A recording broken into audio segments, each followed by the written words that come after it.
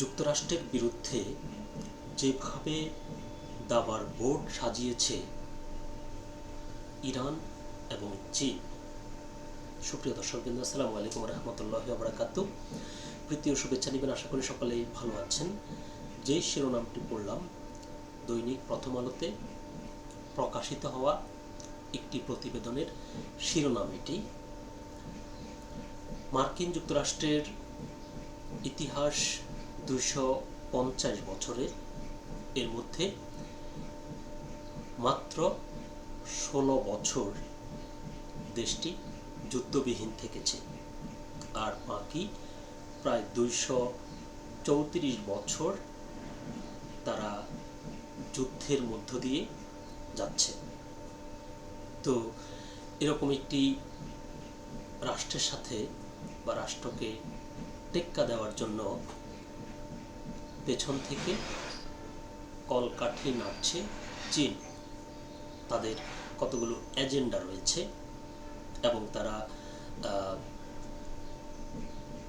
এই দশকের মধ্যেই বিশ্বের 1 নাম্বার হতে চায়, আর সেটা হতে গেলে তাদেরকে 1 নাম্বারে যে মার্কিন যুক্তরাষ্ট্র রয়েছে তাকে সেখান থেকে সরাতে হবে। সেটি তারা কিভাবে সরাবে, তাদের যে এজেন্ডা সেটাই বা কি, সেগুলো কি, চলুন প্রতিবেদনটি পড়ি, তারপর জেনে নেই যে কি উঠে এসেছে প্রতিবেদনে। চীন আনুষ্ঠানিকভাবে ইরানের উপর চাপিয়ে দেওয়া অ্যাপস্টিক সিন্ডিকেট বা যুক্তরাষ্ট্র ইসরায়েলের যুদ্ধের প্রতিক্রিয়া জানাচ্ছে দুটি সমান্তরাল পথে। একজন কূটনীতিক ও একজন সামরিক মুখপাত্রের মাধ্যমে। এর অর্থ হচ্ছে চীন এই যুদ্ধকে চরম রাজনৈতিক বা কূটনৈতিক উত্তেজনা এবং সামরিক হুমকি উভয় হিসেবেই দেখছে। চীনের সামরিক মুখপাত্র পিপলস লিবারেশন আর্মির একজন কর্নেল, তিনি কথা বলেন, তিনি স্পষ্টভাবে বলেছিলেন যুক্তরাষ্ট্র যুদ্ধে আসক্ত। দেশটির ইতিহাস মাত্র 250 বছরের, এর মধ্যে তারা 16 বছর মাত্র শান্তির মধ্যে ছিল। চীনের সামরিক মুখপাত্র স্পষ্টভাবে যুক্তরাষ্ট্রকে একটি বৈশ্বিক হুমকি হিসেবে দাঁড় করিয়েছেন।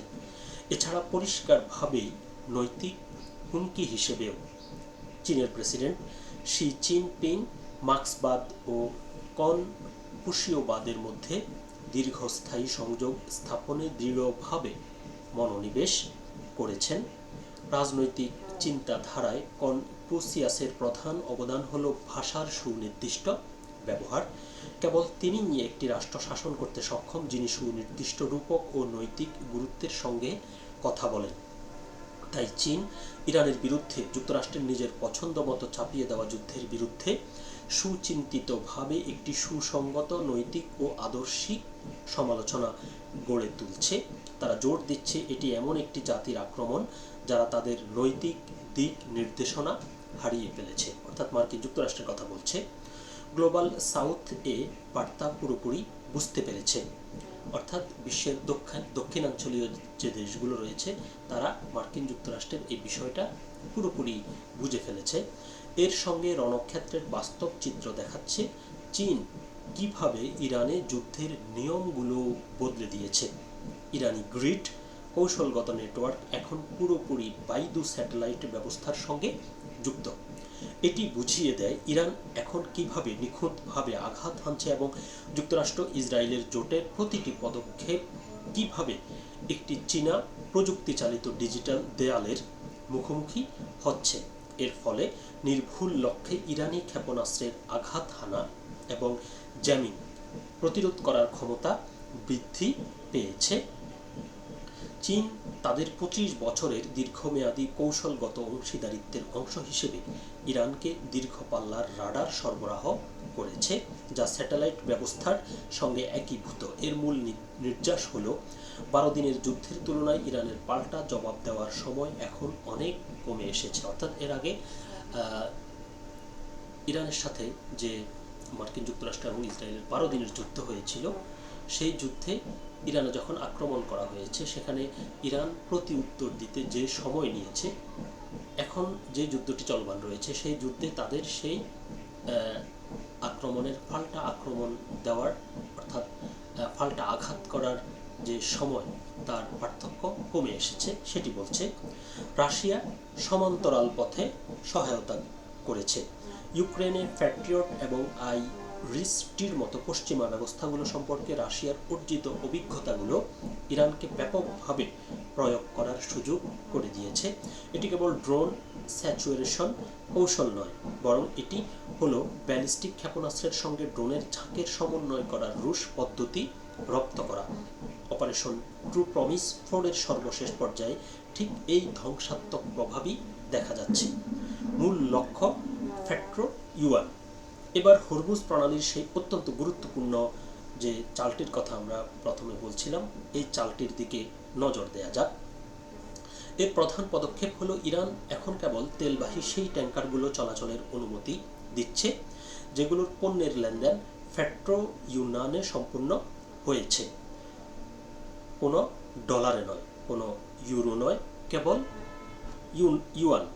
আসলে 2022 সালের ডিসেম্বরেই চীন ব্রেটন উডস বা পেট্রোডলার ব্যবস্থার অবসান ঘটানোর প্রক্রিয়া শুরু করেছিল।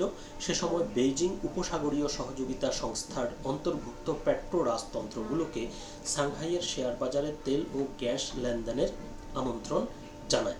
এখন উপরের সবকিছুর সঙ্গে বেইজিং মাত্রই আলোচিত ও অনুমোদিত চীনের 15তম পঞ্চবার্ষিকী পরিকল্পনাকে যুক্ত করুন।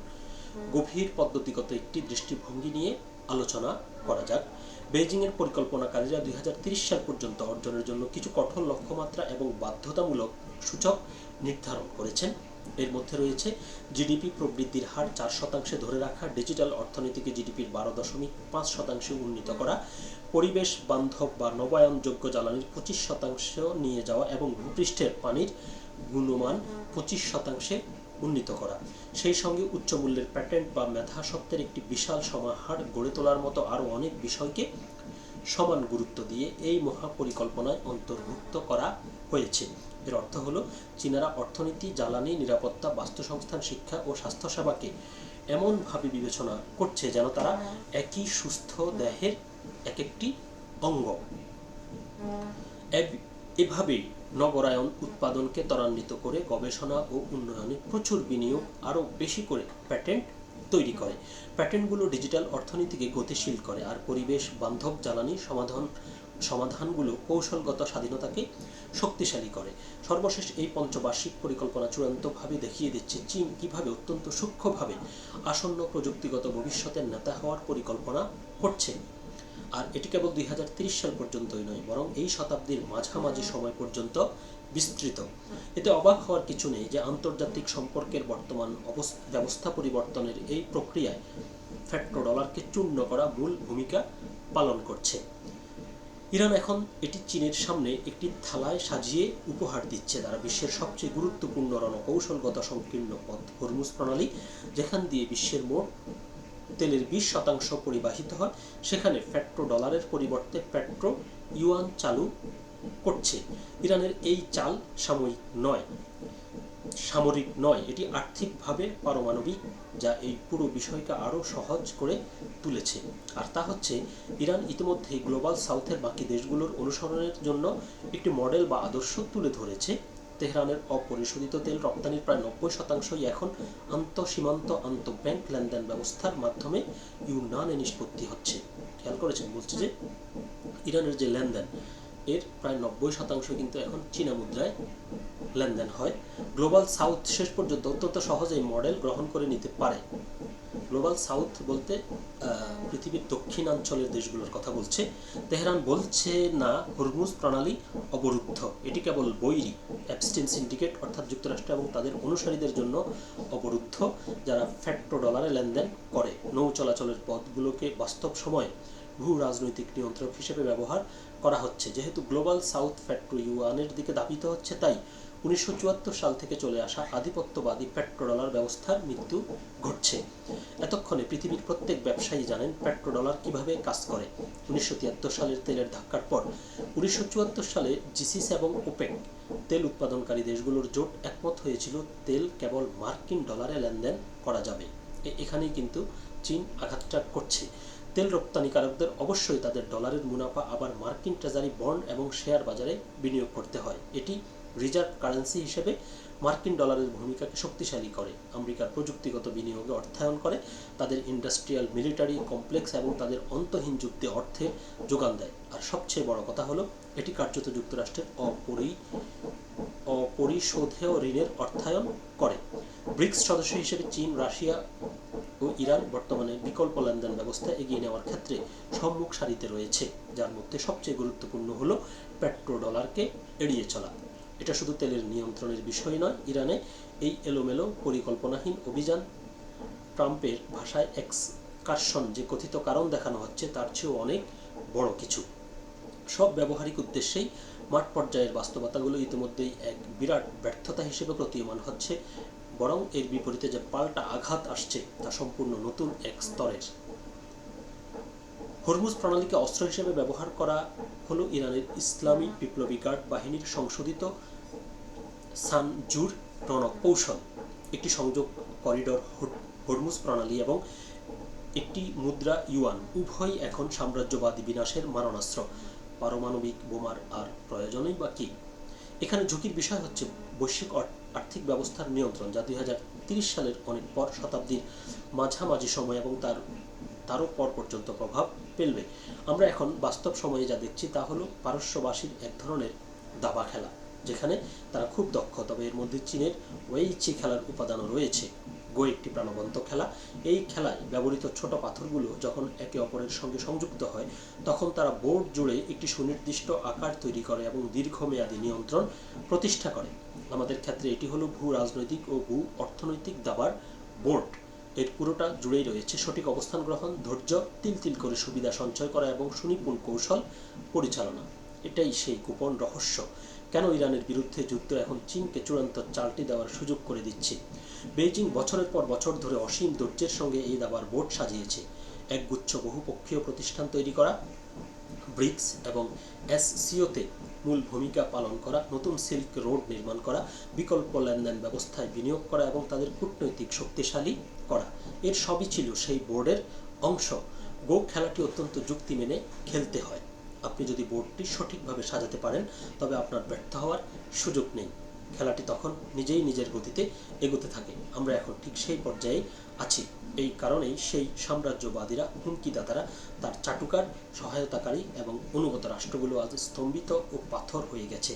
তারা সবাই আজ নিজেদের ঔদ্ধত্যের চোরাবালিতে বন্দী।